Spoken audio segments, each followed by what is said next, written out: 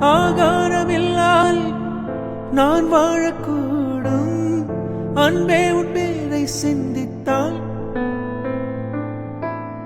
தீக்குச்சி இல்லாமல் தீ மூட்டக்கூடும். கண்ணேன கண்கள் சந்தித்தால் நான் என்று சொன்னாலே நான் அல்ல நீதான். நீ என்று வாழ்ந்தாலே நீர் கூட தீதான். உன் சுவாச காற்றில் வாழ்வேன் நான். என்னை காணவில்லை நேற்றோடு எங்கும் தேடி பார்க்கிறேன் காற்றோடு. உயிரோடி போனதோ உன்னோடு அன்பே.